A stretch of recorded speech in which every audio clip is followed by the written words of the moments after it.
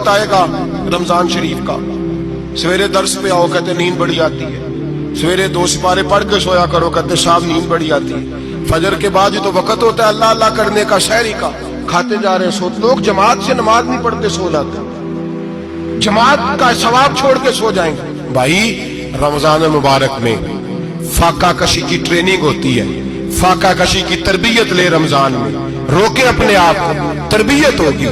اور ہمارے صوفیاء فرماتے ہیں جو زیادہ کھاتا ہے اس کا نفس اس کو زیادہ پہ مائل کرتا ہے، خواہشات نفس پیدا ہوتی ہیں۔ میرے نبی پاک علیہ السلام نے جوانوں کو حکم دیا ہے، یا معاشر الشباب، او جوانوں، یا رسول اللہ کیا حکم ہے؟ فرمایا یا نکاح کر لو اگر طاقت ہے، نہیں طاقت تو روزے رکھو۔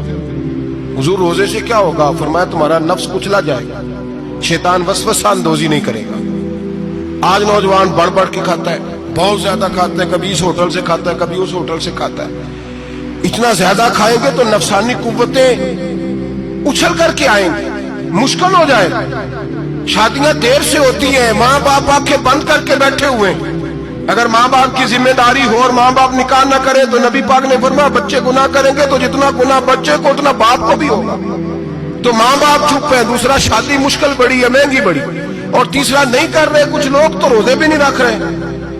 تو رمضان ان کے لیے بھی وقت ہے، نفسانی قوتیں کچلی جائیں گی، کھانا جتنا کم کھایا جائے گا اتنا وجود کے اندر نفسانی خواہشات کم پیدا ہوں۔ تو رمضان تو پریکٹس ہے مجاہدے کی، دین کی۔ اور دوسرا میرے حبیب پاک صلی اللہ علیہ وسلم نے فرمایا ہے، حضور فرماتے ہیں کہ رمضان اور قرآن کا آپس میں رشتہ ہے۔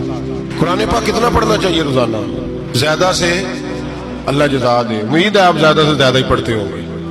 بھائی سنیں، حدیث مبارکہ میں نبی پاک نے فرمایا رمضان اور قرآن دونوں مل کے نا، بڑی پیاری حدیث ہے، فرمایا دونوں مل کے اللہ کی بارگاہ میں میری امت کی سفارش کریں گے۔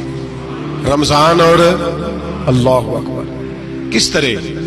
نبی پاک فرماتے ہیں رمضان کہے گا اے اللہ دن کے وقت میں نے اسے تیری رضا کے لیے کھانے پینے سے باز رکھا، اور قرآن کہے گا یا اللہ رات کو تیری رضا کے لیے کھڑا ہو کے یہ قرآن سنتا تھا۔ رمضان اور قرآن دونوں سفارش کریں گے۔ ہم نا بڑا کچھ پڑھتے ہیں، سنتے ہیں، سیکھتے ہیں، اب یقین کریں یہ کھاتے بھائی کا بھائی سے اختلاف ہو جائے نا تو وہ 30 سال پرانے کھاتے کھول کے لے آتا ہے، ساری رات ڈھونڈتا ہے کہ میرے پیسے کہاں سے نکلتے، پڑھ لیتا ہے۔ قرآن پاک کی باری آتی ہے تو نہیں پڑھتے قرآن پاک۔ ابا جی کا ختم ہوتا ہے تو مانگتے پھرتے ہیں، کہتے 2 قرآن پاک 10 قرآن پاک۔ یہ باتیں بتانی نہیں چاہیے، کرنی نہیں چاہیے، لیکن چونکہ تربیت کے لیے بیٹھا ہوں تو کر دیتا ہوں۔ میرے شاگردوں سے پوچھیں، یہاں مدرسہ ہے الحمدللہ، درجنوں طلباء ہیں، اساتذہ ہیں، میرے پیر بھائی ہیں، اور میرا یہ دعویٰ ہے کہ شاید کوئی کسی سے اتنا پیار کرتا ہو جتنے میرے شاگرد اور مرید مجھ سے کرتے ہیں، لیکن میں نے کبھی کسی سے نہیں کہا کہ ذرا سورت فاتحہ پڑھ کے دینا، میں نے اپنے ابا جی کو ثواب دینا ہے۔ پوچھ لیں کسی سے نہیں کبھی کہا، کبھی نہیں میں نے کہا کہ ذرا مجھے تھوڑا سا قرآن پڑھ دیں۔ میں اس کو ناجائز نہیں کہتا، پڑھوانا چاہیے، لیکن میں اپنے والدین کے لیے کبھی سوال نہیں کرتا کہ مجھے ذرا پڑھ کے دو، میں نے بخشنا ہے، اس لیے کہ میں نے ذاتی طور پہ روٹین بنائی ہے۔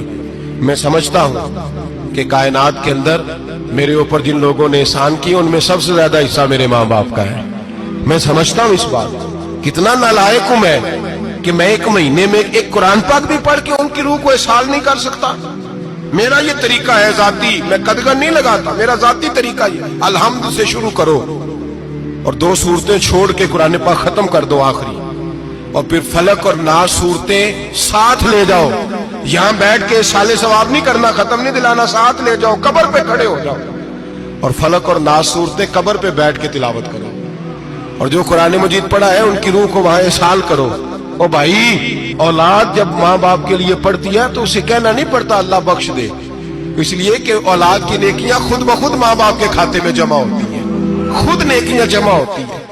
میرے بھائی تو بچوں سے یہ تو مطالبہ کرتا ہے کہ بیٹا اس سال رمضان المبارک میں میرے لیے ستو ضرور بنانا، فلانی چٹنی ضرور تیار کرنا، یہ کیوں نہیں کہتا بیوی سے کہ ڈشیں کم بنانا، تو بھی بیٹھ کے قرآن پاک پڑھ، میں بھی قرآن پاک پڑھتا ہوں۔ ادھر آؤ بیٹا یہاں بیٹھ کے تلاوت کرو، میں بھی کرتا ہوں۔ بیٹی ادھر آؤ بیٹھ کے قرآن پاک پڑھو، کتنا وقت لگتا ہے؟ حافظ اور قاری اور علماء اگر پڑھیں تو 20-25 منٹ لگتے ہیں قرآن پاک کا سپارہ پڑھنے، اور اٹک اٹک کے پڑھنے والا بھی پڑھے تو 1 گھنٹہ لگ جائے گا۔